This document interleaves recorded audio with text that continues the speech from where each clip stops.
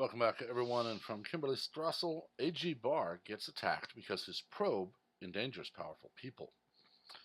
Just one note, I would love if this could, I have no delusions that this will, but if anyone at Fox or any other media site out there ever sees this, please stop the autoplay.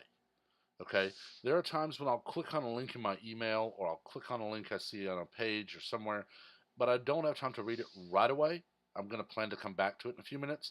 And all of a sudden, my computer is playing a video, and I have to go watch or even click on an ad to stop it.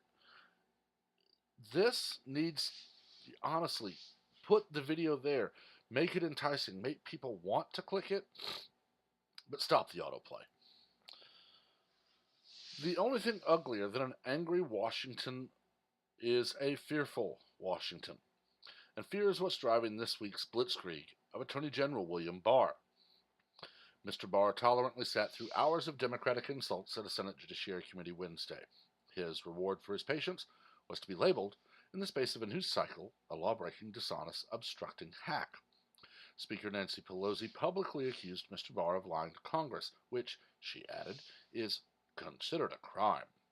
House Judiciary Committee Chairman Gerald Nadler said he will move to hold Mr. Barr in contempt unless the Attorney General acquiesces to the unprecedented demand that he submit to cross-examination by committee staff attorneys. James Comey, former director of the FBI, lamented that Donald Trump had eaten Mr. Barr's soul. No, Comey, that was Rep. Cohen, who ate KFC in the House chambers. Massachusetts Senator Elizabeth Warren demands the Attorney General resign. California Representative Eric Swalwell wants him impeached. These attacks are not about Special Counsel Robert Mueller, his report, or even the surreal debate over Mr. Barr's first letter describing the report. The Attorney General delivered the transparency Democrats demanded. He quickly released a lightly redacted report, which portrayed the president in a negative light. What do Democrats have to object to? Some of this is frustration. Democrats foolishly invested 2 years of political capital into the idea that Mr. Mueller would prove President Trump had colluded with Russia, and Mr. Mueller left them empty-handed. Some of it is personal. Democrats resent that Mr. Barr won't cower or apologize for doing his job. Some is bitterness that Mr. Barr is performing like a real attorney general, making the call against obstruction of justice charges rather than sitting back and letting Democrats have their fun with Mr. Mueller's obstruction innuendo. Most of it is likely fear. Mr. Barr made real news in that Senate hearing, and while the press didn't notice, Democrats did. The Attorney General said he'd already assigned people at the Justice Department to assist his investigation of the origins of the Trump-Russia probe. He said his review would be far-reaching, and that he was obtaining details from congressional investigations, from the ongoing probe by the department's Inspector General, Michael Horowitz, and even from Mr. Mueller's work. Mr. Barr said the investigation wouldn't focus only on the fall 2016 justifications for secret surveillance warrants against Trump team members, but would go back months earlier. He also said he'd focus on the infamous dossier, concocted by opposition research firm Fusion GPS and British former spy Christopher Steele, on which the FBI relied so heavily in its probe. Mr. Barr acknowledged his concern that the dossier itself could be Russian disinformation, a possibility he described as not entirely speculative. He also revealed that the department has multiple criminal leak investigations underway into the disclosure of classified details about the Trump-Russia investigation. This is very simple. Attorney General Barr is not cowering and kowtowing to Democrats.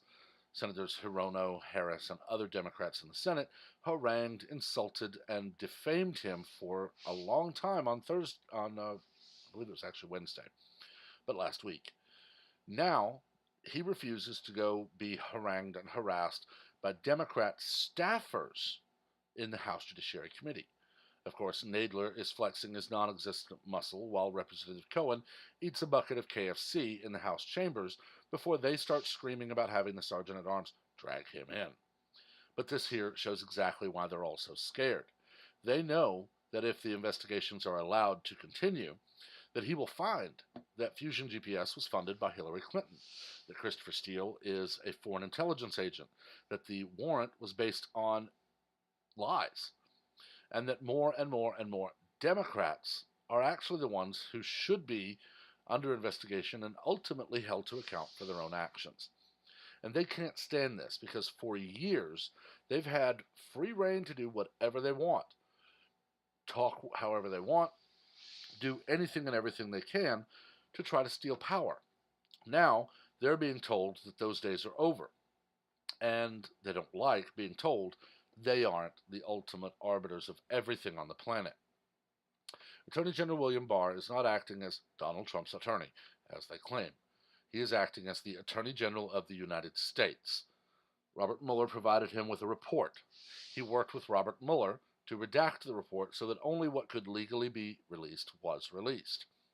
Now, Congress is demanding that he break those laws by releasing the fully unredacted report, which, if you will remember, he did say that certain members of Congress could view privately. But they don't want this because then he will know exactly who has the information, and when it leaks, he'll call every single one of them to task on it. When no one will step forward, he will have all of them investigated and all of them punished for leaking classified information. They can't stand that they can no longer break the law with impunity. And this is just another step they're going to try to take to demand the world just obey them. And it all needs to stop. Thankfully, they have no enforcement arm to actually drag him in as Cohen and Nadler want. He flat out told them he would speak to the committee, not their staffers. They then screamed and yelled and threw a tantrum and told him he has to talk to their staffers. He told them, no, I don't, and he didn't go. And Representative Cohen placed a chicken on a desk and ate KFC on camera and laughed. And the world, unfortunately, is watching Democrats be the idiots they are inherently. And sadly, no one is calling them to account for it. Ultimately, though, hopefully, it will sink their congressional and White House and other plans. But I guess we'll have to wait till next year to see. Fortunately for them, fortunately for us, Attorney General Barr has already set the wheels in motion. So we will soon see demands that he be impeached and that the deputy AG be removed and that his deputy and then that guy's deputy and, oh, just fire the entire department and we'll rehire them. Because when Obama appointed Holder, who said he sees himself as Obama's wingman, that was fine. But when Trump appoints someone who actually does the job, Congress runs scared. And it's a bit of a refreshing change to see Congress finally afraid of being held to account for their own actions. But I guess we'll see where it goes. I've talked about this long enough. Let me know what you think. As always, keep it civil. We do not learn from debate. I keep doing that. We do not learn from argument. We learn from debate. As always, also, please remember to like, share, and comment on this video, as well as to subscribe and turn on notifications so that you're among the first to know of all new content as it is posted. Until next time, everyone have a wonderful day.